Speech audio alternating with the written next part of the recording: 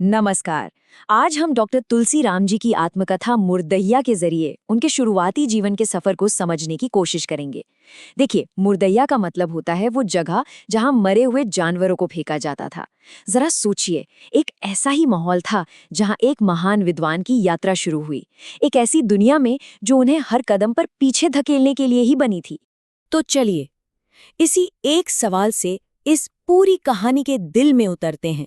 एक ऐसा सवाल जिसके इर्द गिर्द डॉक्टर तुलसीराम जी का पूरा बचपन, उनका पूरा संघर्ष घूमता है। आखिर कोई कैसे पढ़े जब सिखाने वाली जगह ही खुद एक रुकावट बन जाए। तो हम बात कर रहे हैं आज़ादी के ठीक बाद के भारत की। कल्पना कीजिए, एक दलित समुदाय का एक बहुत ही होनहार बच्चा जो उस समय के गहरे सामाजिक भेदभाव का सामना कर रहा था। ये उस दौर की कहानी है जब ज्ञान तक पहुंचना ही अपने आप में एक बहुत बड़ी लड़ाई थी। इस कहानी का पहला पड़ाव है स्कूल, यानी एक बेरहम कक्षा।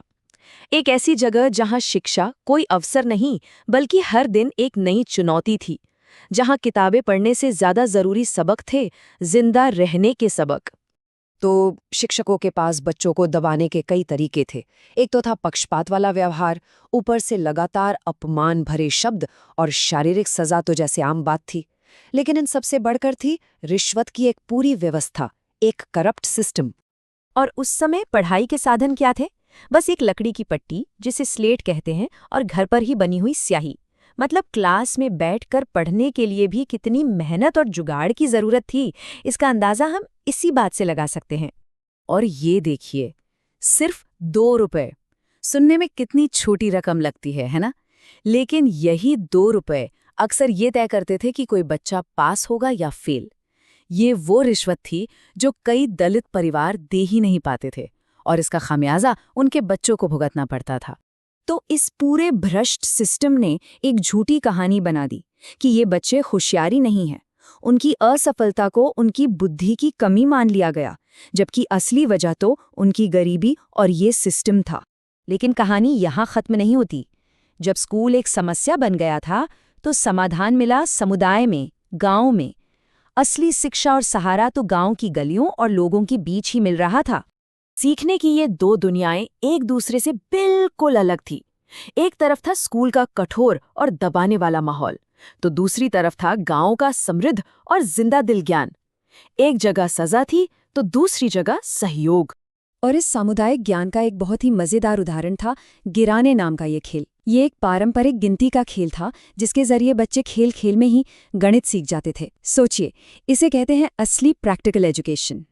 इस सामुदायिक शिक्षा के 3 मजबूत स्तंभ थे। पहले तुलसीराम जी के पिता, जो खुद बच्चों को नदी पार कराकर स्कूल ले जाते थे। दूसरे थे जोगी बाबा, जो पढ़े लिखे तो नहीं थे लेकिन अपनी कविताओं से ज्ञान और सामाजिक चेतना फैलाते थे। और तीसरे थे सिंह जैसे घुमंतू कलाकार, जो गांव की संस्कृति को जिंदा रखे हुए थे। अब जरा उस समय की आर्थिक हालत को भी समझते हैं। दलित समुदाय में गरीबी इतनी थी कि पैसों का लेन देन बहुत कम था। ज्यादातर व्यापार चीजों के बदले अनाज देकर होता था। जरूरतें अनाज के बदले ही पूरी होती थीं। तो ये सारी चीजें आपस में कैसे जुड़ती हैं? असल में हर एक व्यक्ति के अंदर की हिम्मत और गांव की सांस्कृतिक ताकत ने मिलकर चेतना और बदलाव का एक नया रास्ता बनाया। मुश्किलें बहुत थीं, कभी बाढ़ का कहर तो कभी चूहों का आतंक। लेकिन समुदाय ने इन मुश्किलों से लड़ने के लिए संगीत, हास्य और लोक कथाओं जैसे मजबूत तरीके विकसित कर लिए थे। यही चीजें उन्हें उम्मीद देती थीं। और ये जो चेतना थी, ये समय के साथ और बढ़ी। शुरुआत हुई मौखिक परंपराओं से, जोगी बाबा जैसे लोगों की कहानियों से। फिर जब साक्षरता आई तो चिट्ठियों ने गांवों को बाहरी दुनिया से जोड़ा। और आखिर में साम्यवाद और समाजवाद जैसे राजनीतिक विचारों ने लोगों को अपने अधिकारों के लिए जागरूक बनाया। तो आखिर में बस एक सवाल बचता है।